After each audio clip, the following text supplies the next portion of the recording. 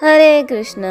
तो सभी वैष्णव भक्तों के चरणों में दंडवत प्रणाम। श्रीमद् भगवत गीता यथारूप अध्याय 1 श्लोक संख्या 44।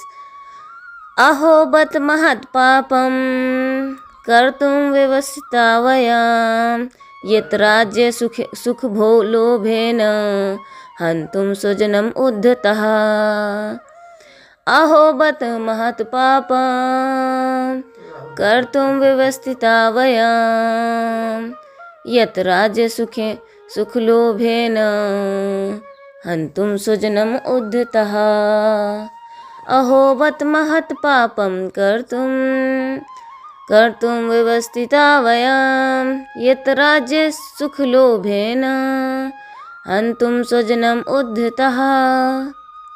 अहो, कितने आश्चर्य की बात है कि हम सब जघन्य पाप कर्म करने के लिए उद्धत हो रहे हैं।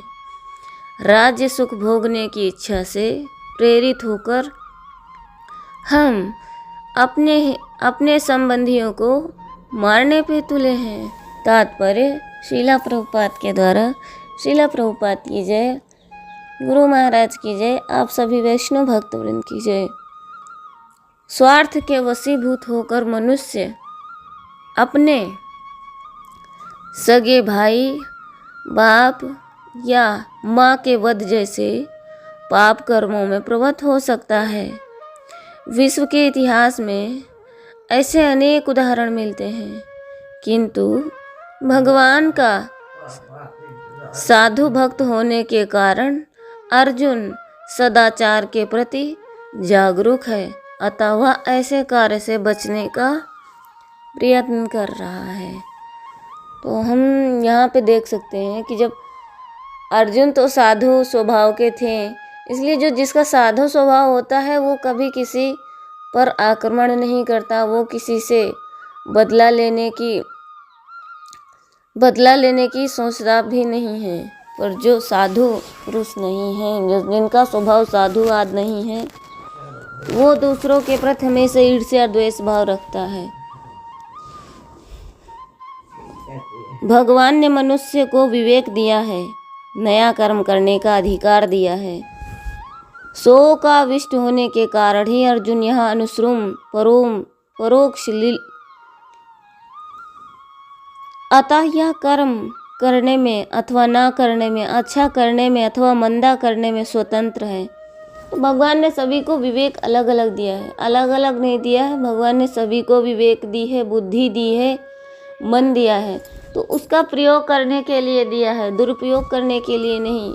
अब मनुष्य यहाँ लोभ में पड़कर इतना ज़्यादा द्वेष भाव रखता है कि उसे ये भी नहीं पता है कि हमारा जो मुख्य कर्तव्य है वो क्या है।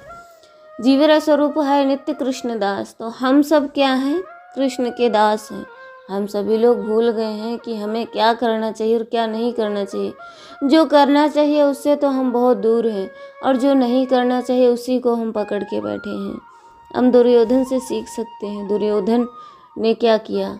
उस ईर्ष्या द्वेष के कारण युद्ध में वो मारा गया, उसका अंत हुआ, क्योंकि जो लोग युद्ध की भावना रखते हैं उन्हीं का उसमें अंत हो जाता है।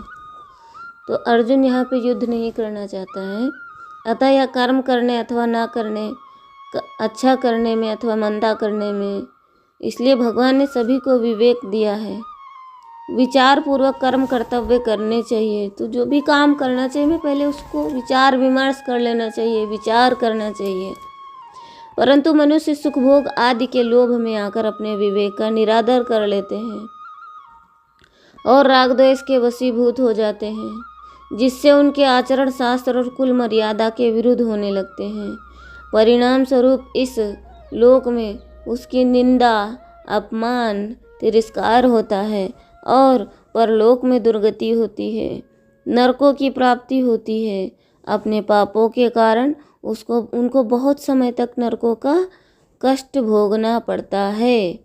ऐसा हम परंपरा से बड़े बूढ़े गुरुजनों से सुनते आए हैं। मनुष्याणाम कुलघाती और उनके कुल के सहित मनुष्यों का समावेश किया गया है। कुलघातियों के पहले जो हो चुके हैं पितरों का अपना और आगे होने वाले वंश का समावेश किया गया है। हरे कृष्णा। हमें श्रीमद् भगवद गीता ये सिखाती है कि भगवान ने आपको विवेक दिया है, तो उस विवेक का अगर आप निरादर करेंगे तो वो विवेक कहीं ना कहीं आपको ले जाके डिबोएगा ही। तो अच्छा है कि मनुष्य का जन्म सिर्फ और सिर्फ भगवान की सेवा के लिए मिला है, अपने कर्म कर्तव्य धर्म निभाने के लिए मिला है, अपनी इंद्रिय तृप्ति के लिए नहीं मिला है। जो लोग अपनी इंद्रिय तृप्ति करते हैं फिर वो अनेक अनेक दुखों को भोगते रहते हैं, दुखों का सामना करते रहते हैं।